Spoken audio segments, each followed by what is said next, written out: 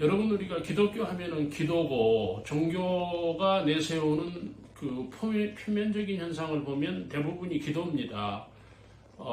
점도 기도고, 굿도 기도고, 예배도 기도입니다. 기도에 대해서 우리가 다시 한번 생각하게 되는 그런 시간입니다. 오늘은 12절인데, 용서입니다. 하나님의 용서를 위해서 기도해야 된다는 말씀을 하고 있습니다. 왜 그런가 하면, 그 사람들은 뭐 저도 마찬가지고 우리가 쉽게 동의하기 어려운 부분인데 대부분의 사람들은 묶여 있는 거예요. 묶여서 산다는 거예요. 그러니까 뭔가에 지배되어 있다는 거죠. 그게 뭔가 하면 우리는 어떤 성격대로 살잖아요. 기질대로 살고, 다시 말하면 본능적으로 사는데, 그 본능 이상의 어떤 또 다른 어떤 그 힘이 있는 거예요. 그 힘이 무엇인가 하면은 영이라고 볼 수 있어요. 그 영이 직접적으로 그 사람을 어떻게 지배하는가 하면 정신세계를 지배하는 겁니다. 그러니까 우리가 교회를 가서 예배를 드린다고 할 때에 거기서 우리가 풀리는 부분이 있는 거예요. 영적으로 풀려야 되거든요. 그러니까 기독교인이 누구냐 할 때 영적으로 풀린 사람입니다. 지금 영적으로 그 잡혀있는 사람, 영적으로 어떤 거짓 영에 끌려가는 사람들을 보면 사람이 결박되어 있는 거예요. 자기가 동의하지 않죠. 자기는 자유롭다 그러는데 실제적으로 그 인간의 전체성을 보면은 많은 사람들이 끌려갑니다. 미안한 얘기지만 마귀에게 끌려갑니다. 사탄에게 끌려갑니다. 여러분, 교회 다니는 사람들도 마찬가지예요. 자기는 하나님께로 간다. 자기는 뭐 성령이 인도한다 하는데 그거 쉽지 않아요. 사탄에게 끌려가는 거예요. 예배자들도. 그런 경우가 있는 거예요. 여러분, 그 귀신에게 지배된 사람들을 보세요. 이성을 잃어버리잖아요. 다시 말하면 영적 세계, 어떤 정신 세계를 박탈당하잖아요. 그러면 그 정신이 뭡니까? 귀신이 지배하는 정신입니다. 무서운 거예요. 그런데 오늘 본문에서 용서를 위해서 기도하라고 말씀합니다. 왜 그런가 하면 용서에서 풀리기 때문에 그래요. 중요하잖아요. 우리가 그 용서를 받아야 돼요. 십자가에서 그 주께서 우리의 죄를 담당하심으로 인해서 우리는 영적으로 자유를 얻은 거잖아요. 정말 행복한 사람입니다. 귀신에 잡혀있는 사람이라고 말씀을 드렸고 거짓 영에 끌려가는 사람이라고 말씀을 드렸는데 참 불행한 겁니다. 그러면 귀신에 끌려가고 마귀에 끌려가고 여러분 사탄에게 지배를 된다고 할 때 현상은 뭡니까? 기쁨이 없습니다. 행복이 없다는 거예요. 여러분, 신앙의 그 1차적인 현상은 기쁨 아니에요? 즐거움입니다. 사람은 상당 부분 영적인 즐거움이 있어야 돼요. 그러므로 마음이 편한 거예요. 그런데 많은 사람들이 영적인 기쁨이 없어요. 그래서 고통하는 거예요. 힘든 거예요. 괴로운 거예요.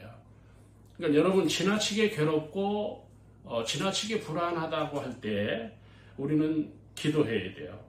제사함을 위한 기도를 해야 된다는 거예요. 사람이 제사함, 용서를 받으면 날아가는 거예요. 기분이 상승되는 겁니다. 여러분, 반드시 우리가 기도해야 될 게 용서예요. 주가 우리를 용서하셨잖아요. 그 용서를 우리가 믿음으로 받는 거예요. 여기서 우리의 심령이 풀리고 정신세계가 풀린다는 겁니다. 오늘 이 본문이 바로 그 말씀입니다. 또 하나, 여러분, 사람들은 갇혀서 사는 거예요. 미안한 말씀입니다. 나는 내 마음대로 산다. 나는 내 마음대로 간다. 내가 원하는 것을 한다. 아닙니다. 동의하지 않습니다. 어떻게 인간은 다 끌려가는 거예요. 모두에서 말씀을 드렸듯이 사탄에게 끌려간다는 말씀을 드렸는데 여러분, 거짓 영에 끌려가는 거예요. 이게 불행한 거예요. 사람들은 갇혀서 산다고 할 때 동의하지 않을 거예요. 그러나 이건 사실이에요. 우리는 하나님에게 갇혀 있는지도 몰라요. 하나님께 갇혀서 사는 거죠. 성령 안에서 사는 거예요. 여러분, 예루살렘 바벨론 포로에서 회복되어서 그 예루살렘에 입성하고 느헤미야를 중심으로 해서 그들이 세운 게 예루살렘 성벽입니다. 지금까지 있습니다. 지금도 그 이스라엘 하면 상징적으로 예루살렘을 가보잖아요. 그러면 그 예루살렘은 성벽으로 둘러싸여 있는 거예요. 그래서 외부에서 침입을 못하는 거예요. 외부인들이 들어오지 못하는 거예요. 우리가 그 하나님께 갇혀 있는 거예요. 이게 자유인 거고 은혜인 거죠. 그런데 여러분, 갇혀 있다 할 때 현상은 뭔가 하면 감옥입니다. 이건 이제 제가 그 예를 드는 거니까 감옥 같은 생활을 하는 거예요. 다 갇혀서 산다는 거예요. 갇혀서 휴가 가고, 갇혀서 여행 가고, 갇혀서 집을 짓고, 갇혀서 돈을 벌고, 갇혀서 노는 거예요. 갇힌 데서 잔치하고, 갇혀서 행복하는 겁니다. 이 갇혀 있다는 거예요.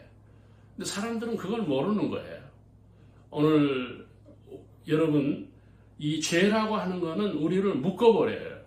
우리를 결박하는 거예요. 그래서 우리를 가두는 거예요. 자기는 자유롭게 사는 것 같은데 실제적으로 보면 자유가 없는 거예요. 왜요? 사람은 뭔가에 갇혀 있기 때문에 그래요. 여러분, 기독교의 일차적인 은혜가 그 은혜의 효과가 뭡니까? 자유입니다. 우리 영적으로 자유함이 있어야 돼요. 그래서 우리가 정말 어디를 가든지 하나님 나라가 되는 또 확장성을 갖는 사회성을 이루는 이런 것들이 필요해요. 여러분, 우리 사회도 보면은 윤석열 정부 이후에 그게 두드러지게 나타났는데 보수 진영과 진보 진영이 나누어지잖아요. 사람은 보수일 수도 있고 진보일 수도 있잖아요. 보수는 좋고 진보는 나쁘고 진보는 좋고 보수는 나쁘고 뭐 이런 거 아니잖아요. 그렇죠? 우리가 그 생각이 다를 수 있는 거거든요. 그리고 우리가 오른쪽이 있고 왼쪽이 있듯이 사람은 두 가지의 결합에 의해서 하나가 되는 게 현상이거든요. 그렇죠? 그러면 보수와 진보가 하나가 돼야 되잖아요. 그렇죠? 같이 경쟁하고 같이 협력하고 그게 국가하고 그게 어떤 합일이거든요. 근데 사람들은 보수에 빠져 있는 거예요. 어떤 사람은 진보에 묶여 있는 거예요. 그러면 뭐예요? 이게 충돌이 되는 거예요.